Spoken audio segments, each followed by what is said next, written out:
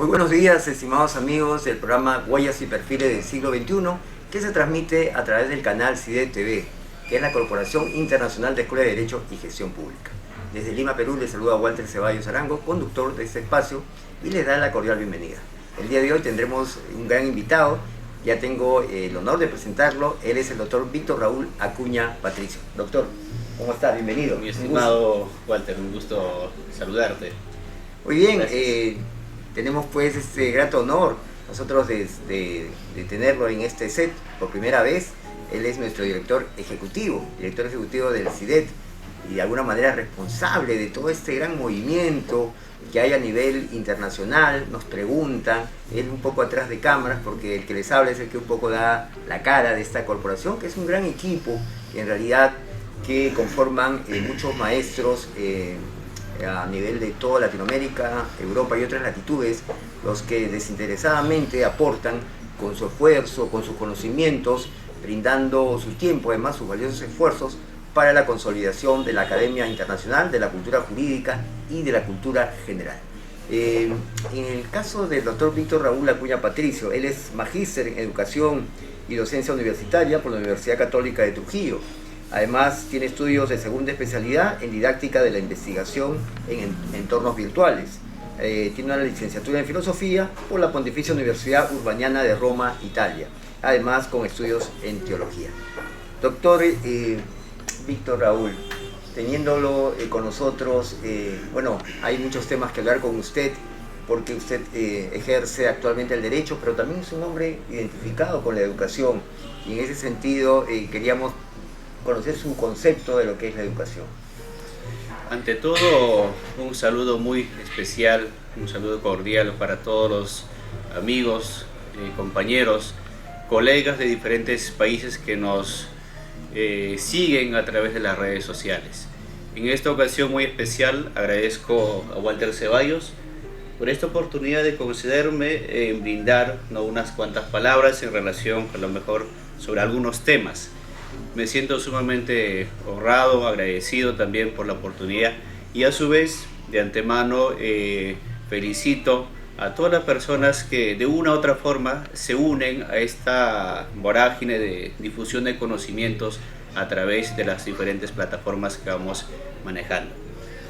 En relación a la pregunta que planteas, mi estimado Walter, pues la educación es la base del qué hacer social, del qué hacer ciudadana, del trabajo cotidiano que venimos realizando no solamente los profesionales en el campo jurídico, sino también los diferentes profesionales que ejercen la docencia, ya sea dentro o fuera de las aulas.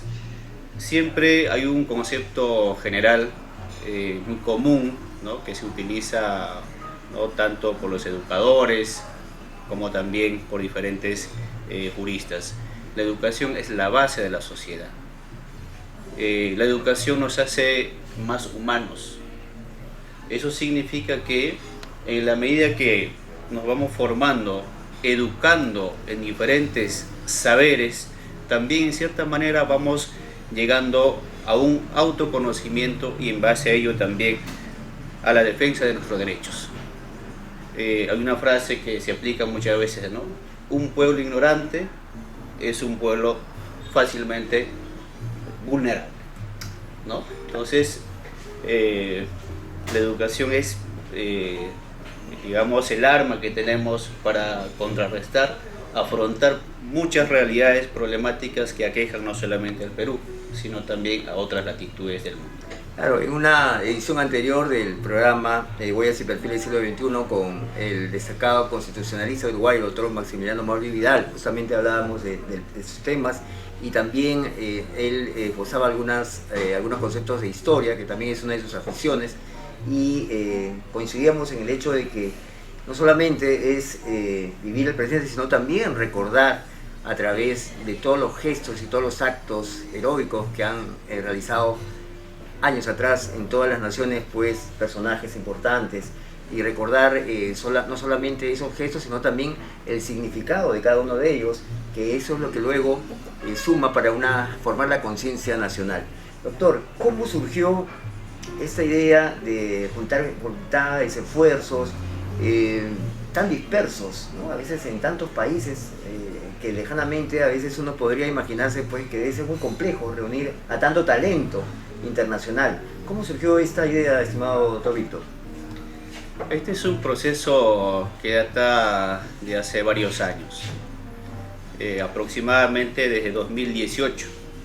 ¿No? Se fue plasmando una idea general entre varios amigos, colegas, pero en el pasar de los años era un poco difícil de concretar, ¿no? Y sobre todo congregar, unir a tantas personas a nivel nacional y a nivel internacional. Sumado a ello, pues llegó la pandemia y por un lado nos favoreció, pero por otro lado también fue un momento muy difícil para muchos. Surge de una idea base. Hacías mención que yo tengo estudios de filosofía y teología. Entonces siempre he aprendido que el ser humano tiene que pasar por el mundo dejando alguna huella. Y justamente por eso también en cierta manera el programa se llama, ¿no? Las huellas, ¿no? Y perfiles. ¿Huellas en qué sentido? En sentido de difundir el conocimiento de manera desinteresada, de manera gratuita, cosa que hoy por hoy es muy difícil. Hay muchas instituciones, hay muchos organismos, institutos, o cualquier persona pues se junta o crea sus plataformas y hace difusión de conocimientos, pero con fines lucrativos básicamente, ¿no? Y la diferencia del CIDET a comparación de otras instituciones que nosotros lo hacemos en modalidad o calidad de servicio. Y justamente ese es el sentido del CIDET.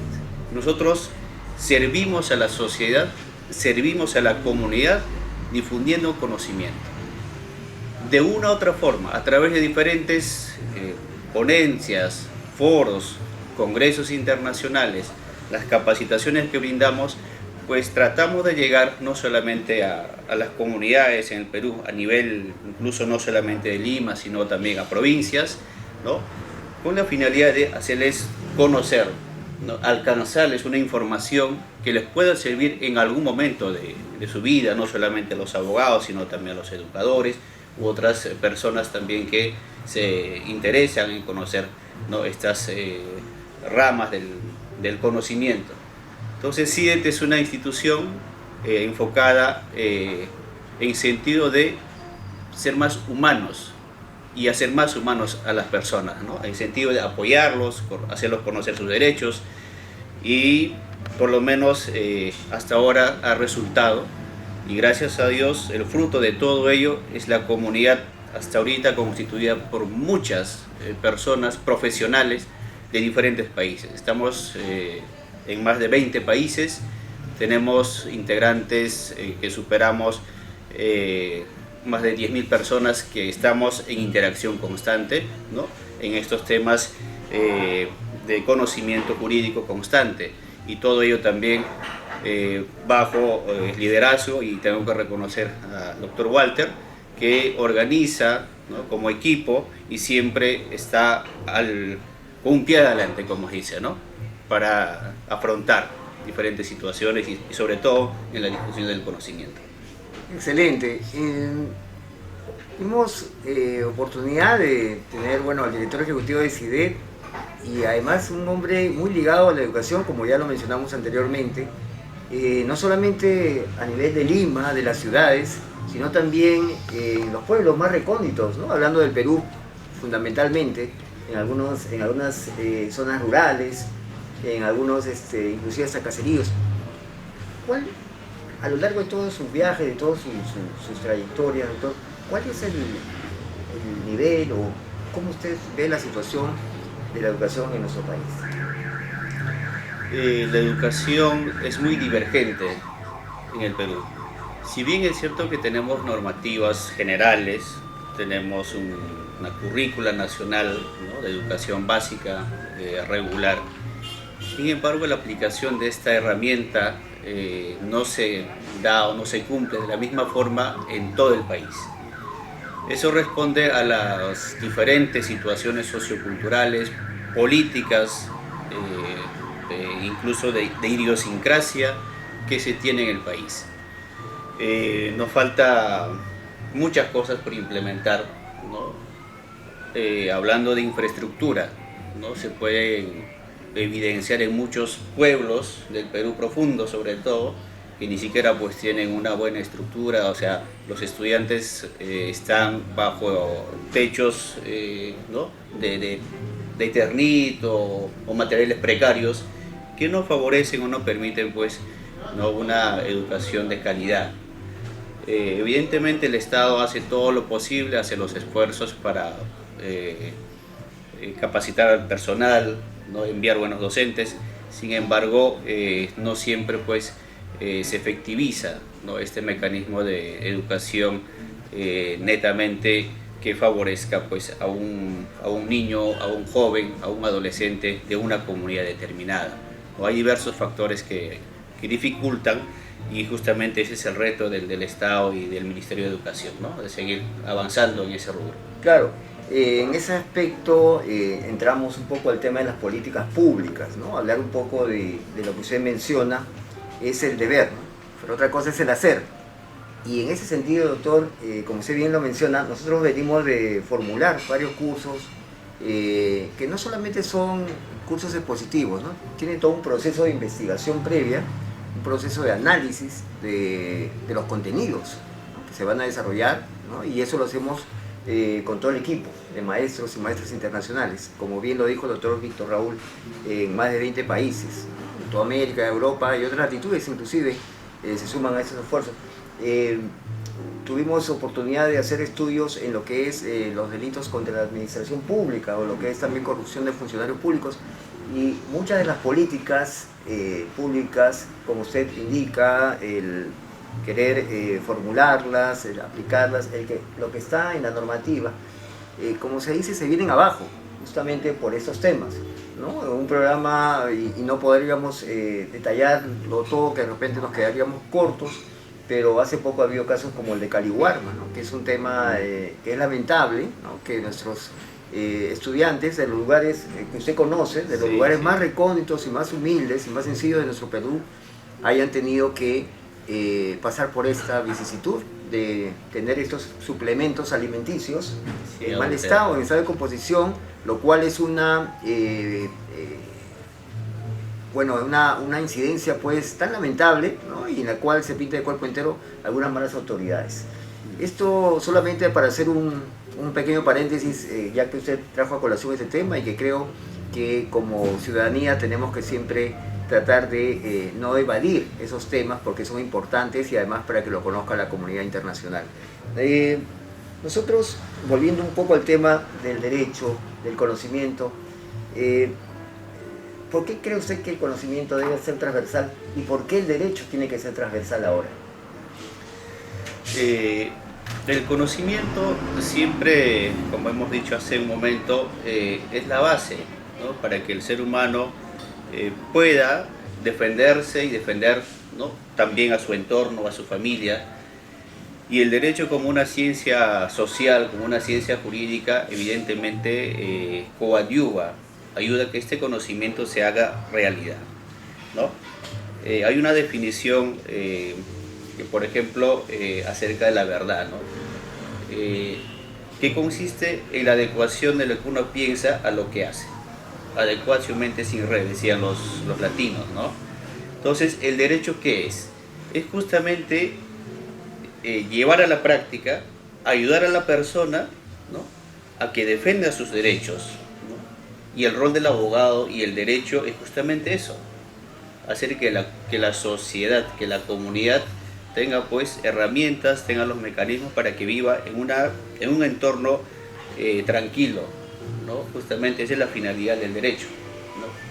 Si no, pues no serviría de nada. San Agustín decía, ¿no? Si todos cumpliéramos, si todos aspiráramos a la búsqueda de una comunidad justa, pues casi el derecho no haría falta, ¿no? Porque estaríamos buscando el bienestar del uno y del otro. Estaríamos trabajando constantemente para que una familia, para que un joven, para que una persona viva bien. Es lo que dicen en términos generales el bien común, ¿no? Cosa que no siempre se cumple, ¿no? Así que es un trabajo que implica lógicamente preparación, esfuerzo, inversión también, ¿no? Por parte del Estado y también por parte de las empresas privadas, porque al final es una responsabilidad de todos, ¿no? En construir, ¿no? Una sociedad equitativa, una sociedad solidaria, una sociedad donde se pueda conjugar diferentes elementos en beneficio de una comunidad. Excelente.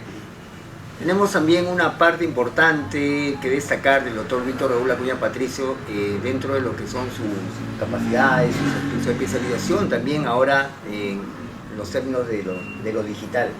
Y justamente la pregunta que le vamos a realizar va en torno a ello. Existe a nivel de lo que son las redes, ¿no? Una serie de, hasta hace poco se ha visto en algunos medios inclusive, y se puede repetir, seguro que se repercute en todos los países donde se utilizan, por ejemplo, el tema del Instagram, el TikTok y todos los medios que actualmente se están utilizando, donde se vulneran muchos derechos inclusive a la intimidad, a lo que es el entorno privado, ¿no? Y también a la figura pública, ¿no? En la cual con la inteligencia artificial hay muchas distorsiones, inclusive de gestos, de tratar de poner dentro de uno palabras que uno dice hasta con su propia voz, ¿no? ¿Cómo ve usted este tema en el cual todavía el derecho no... hay como un vacío en eso? ¿Cómo ve, cuáles son las expectativas de cara a los próximos años? ¿Cómo se debe legislar? Si se ha visto algo al respecto para poder neutralizar de alguna manera estos efectos que se están dando en la realidad. Muy interesante la pregunta, Walter. Justamente acabo de concluir hace poco una segunda especialización en temas de la inteligencia artificial aplicado, ¿no? A la protección de los derechos fundamentales.